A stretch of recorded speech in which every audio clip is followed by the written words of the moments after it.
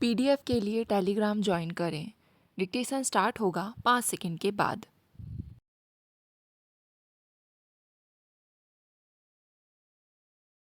अध्यक्ष महोदय, हमारी विकास योजनाओं के कार्यान्वयन में एक बड़ी चिंता का विषय रहा है जन्म दर में पर्याप्त कमी लाने में हमारी विफलता।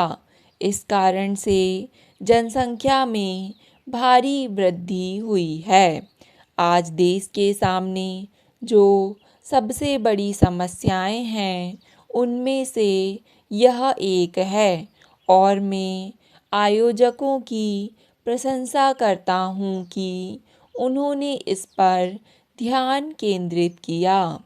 इससे पता चलता है कि वैज्ञानिक समुदाय इस समस्या से चिंतित है और इसके समाधान में अपना योगदान करना चाहता है। समस्या के समाधान के बिना देश का सामाजिक आर्थिक विकास संभव नहीं है।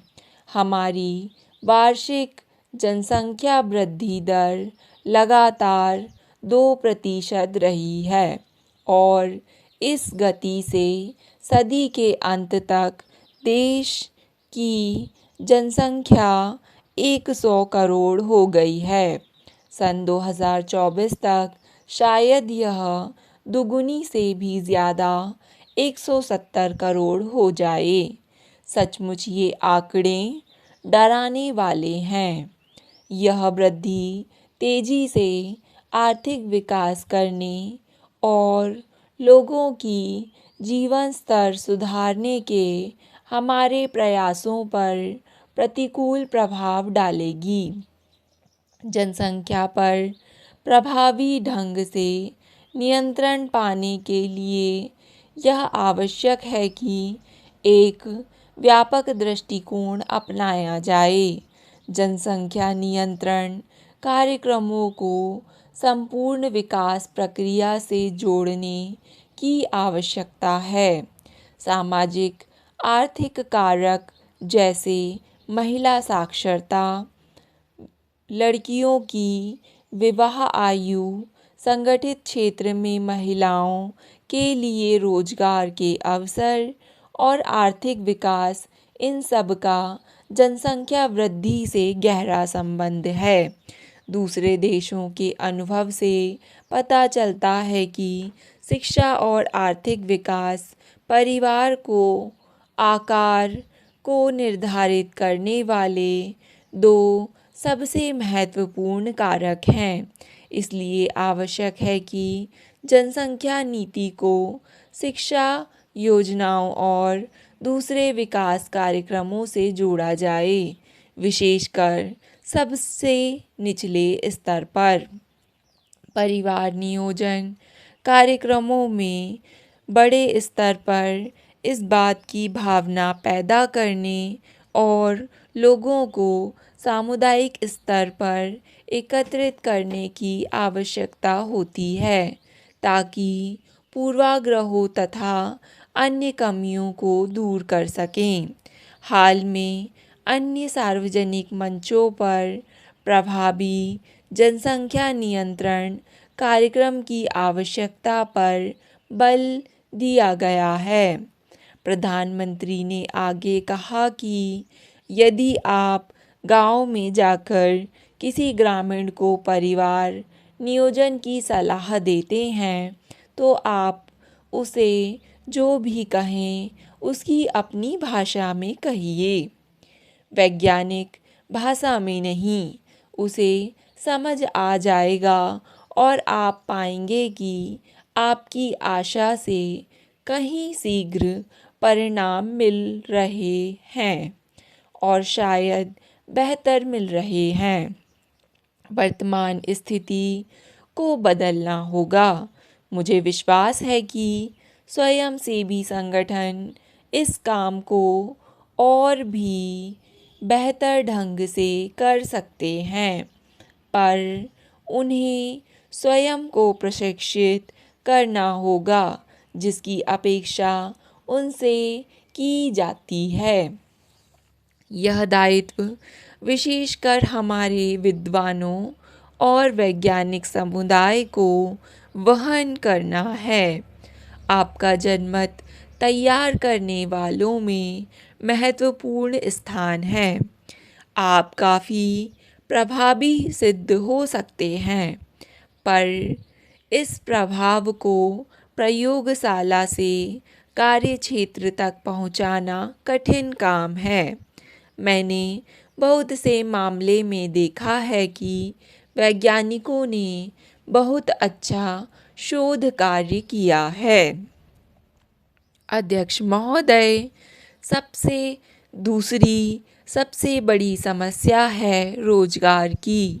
उसके लिए बड़े पैमाने पर रोजगार के साधन पैदा करने के लिए बहुत आवश्यक है कौशल का विकास। हमें बड़े पैमाने पर एक नए ढंग से प्रशिक्षण की आवश्यकता है जो काम करते हुए ही संभव हो। भारतीय समाज प्रत्येक घर में काम का प्रशिक्षण का सुंदर उदाहरण प्रस्तुत करता है। हमने कुछ दूसरे कारणों से भी इसे त्याग दिया है। आवश्यक नहीं है कि बढ़ई का लड़का बढ़ई ही बने, वह कलेक्टर भी बन सकता है और कुली भी।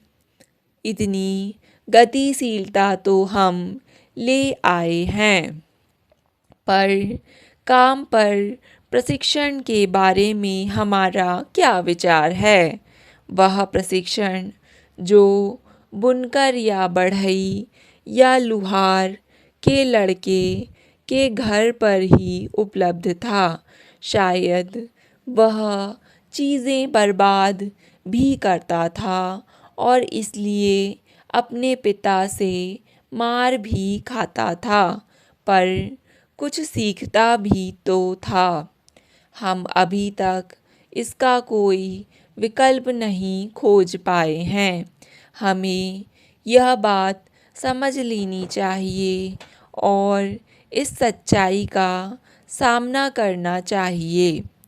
उस व्यवस्था को छोड़ना उचित था, क्योंकि आप समाज को एक ही स्थान पर स्थिर नहीं बना सकते, पर समाज को गतिशील बनाने की कोशिश में आप किसी व्यवस्था के उस गुण को नहीं त्याग सकते जो एक बच्चे को जैसे जैसे वह बढ़ता है वैसे वैसे प्रशिक्षित करता है। उस गुण को आप तब तक नहीं त्याग सकते जब तक उसका कोई विकल्प ना खोज लें। जापान और जर्मनी जैसे देशों में प्रतिवर्ष लाखों लोगों को नौसिखियों के लिए आयोजित प्रशिक्षण कार्यक्रमों में शामिल किया जाता है। मैं उनमें से कुछ संस्थाओं में गया, विशेषकर जर्मनी में, जहां मैं चकित रह गया। पर अंतिम विश्लेषण में मैं सोचता हूँ कि ये देश आज जो अपना रहे हैं उसे हम भारतीय समाज की सदियों से चली आ रही व्यवस्था से ले सकते हैं। यह सुनने में बहुत दूर की बात लग सकती है, पर ऐसा है नहीं। अगर आप सावधानी से तलाश करें तो इस संबंध को देख सकते हैं। हमारे देश के लोगों में जो कौशल है उसका लगातार व्यवसायीकरण करने की आवश्यकता है। जब कभी लोगों को मौका दिया गया है, उन्होंने स्पष्ट रूप से दिखा दिया है कि वे किसी से कम नहीं। अत्याधुनिक प्रौद्योगिकी के क्षेत्र में प्रशिक्षण से स्वरोजगार के बहुत से अवसर पैदा होंगे और अर्थनीति के क्षेत्रों में उत्पादकता बढ़ेगी। कृषि पद्धतियों में सुधार, पारंपरिक हथकरघा, खादी और ग्रामीण उद्योगों में नई प्रौद्योगिकी और तकनीकों का इस्तेमाल और उच्च प्रौद्योगिकी वाले श्रम बहुल क्षेत्रों जैसे इलेक्ट्रॉनिक्स, विशेषकर सॉफ्टवेयर विकास में वर्तमान प्रतिभाओं के और अधिक उपयोग से हमारे कामगारों को रोजगार दिलाने की संभावना बढ़ सकती है। उच्च प्रौद्योगिकी के बारे में चर्चा हो रही है। आणविक ऊर्जा, अंतरिक्ष और रक्षा अनुसंधान जैसे कुछ क्षेत्रों में हमने उत्कृष्ट स्तर प्राप्त किया है। अब इस बात की आवश्यकता भी है। स्टॉप।